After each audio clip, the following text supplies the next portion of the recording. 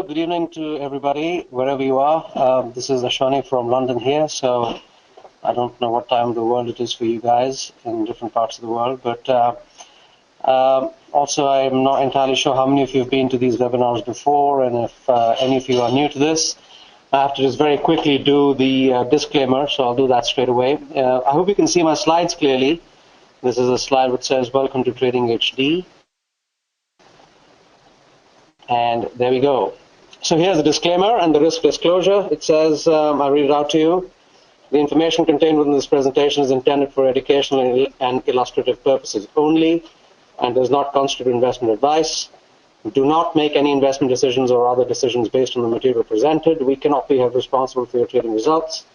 For more information, please visit www.tradinghd.com. Okay, cool. So now that thing's out of the way, this is a little bit about myself. I've been in the business for over 20 years, servicing hedge funds in various markets, predominantly in equities, but nowadays you've got to look at everything in the world. So we cover global macro to global equity markets to sectors to single stocks everywhere in the world. And yeah, so there's a little bit about myself here.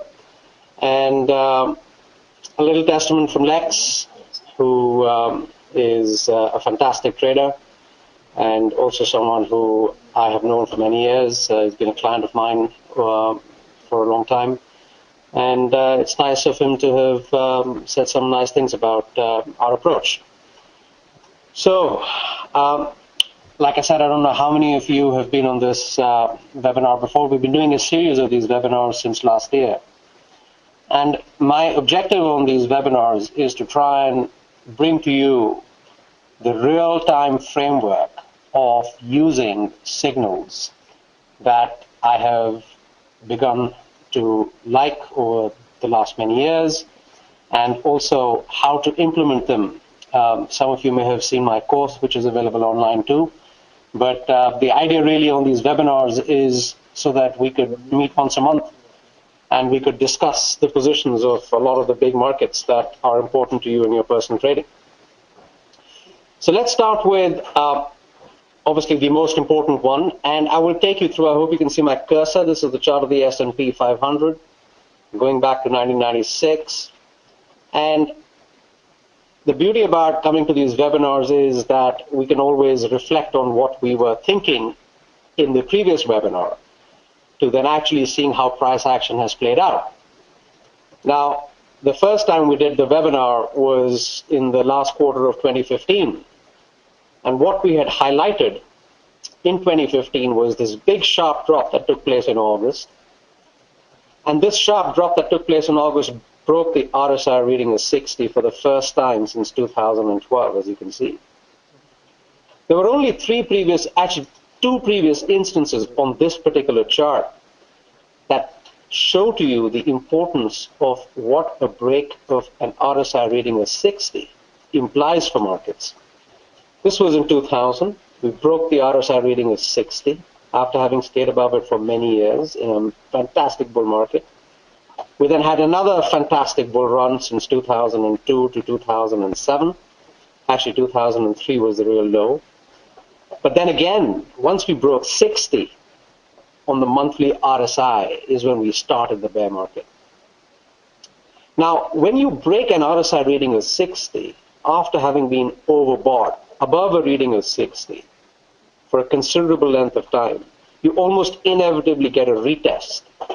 And that is something we've just had. We've had a retest towards the end of December. So after the big drop in August, September, we had a big rally back to the highs again, and we failed at the highs.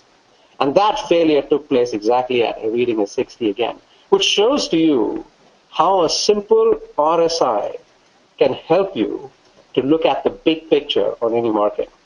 And this is something I pay a lot of attention to even in my tutorials, where I say that whenever you get a monthly RSI reading that goes below 60, you've got to start to get your antenna up. It is the sign of something could be wrong with the market.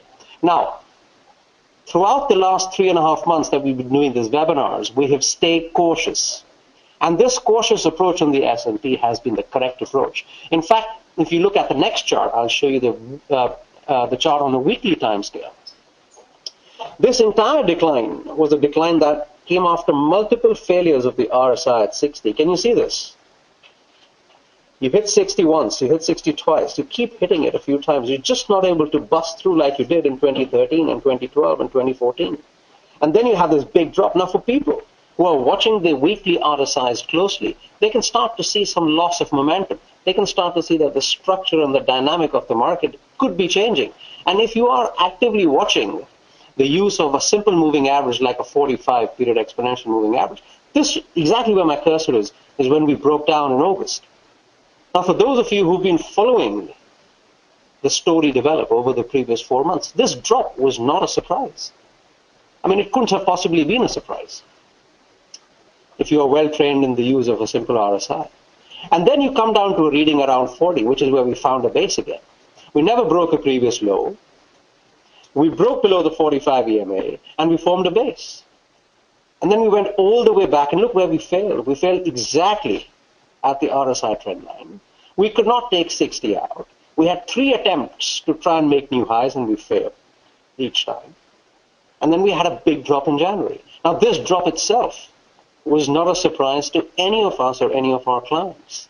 And it could have been no surprise to you also. Now, if you look at the numbers of a lot of the hedge fund guys out there, January has been a complete car crash for so many people around the world. Now, if only they'd paid a little bit of attention to price action, perhaps they could have avoided such a heavy drawdown at the beginning of the year itself. Because now, a lot of hedge funds are down 5, 10, 15% on the year. You know, if you're down 10, 15% on the year, you have to make 20% just to break even. So I think we're looking at a market here. Let's examine the dynamic on the weekly chart. So before that, let's look at the monthly. The monthly is significantly below a reading of 60. My guess is that we will get to a reading of 40 before it becomes interesting to play for a bounce in the S&P. But when we look at the weekly chart here, you can see that the weekly is playing around at a reading of 40. And when you are around a reading of 40, you've got to be a little bit cautious if you are short. Because if you've played this whole decline, which we did for all our clients, this is not a place to be aggressively shorting the market again. You've got to give respect to this RSI reading of 40. Because this is a level where we could find some support. You can see a horizontal level of support here, around 1900. And you can see the way the market is gyrating around the level of 1900. That tells you that 1900 is a phenomenal level for the market. And if we are able to go below this horizontal line and have a weekly close below it, I can bet my bottom dollar we will go back to 1795, which is where this 200-week moving average comes. That is the minimum price projection if we close below this horizontal. So, if you want to use the weekly RSIs, now is a good time to step away from the market, reduce your short book, take some of your shorts off, and just watch how the action develops.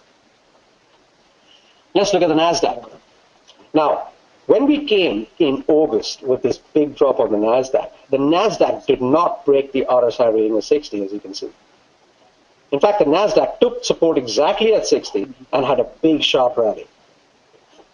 But after that, we have, unfortunately, for the bull case, broken below 60. This is starting to look a little bit like we did in early 2008, and possibly even 2000 back here, as you can see. Now, if we are not able to recover 60 quickly and make new highs, we could be in for a slightly more durable bear market in the NASDAQ. So again, we wait to see how the weekly chart develops on the NASDAQ. But for now, I would continue to exercise caution that we have had since the first webinar that we did in October, November. Here is the NASDAQ weekly chart.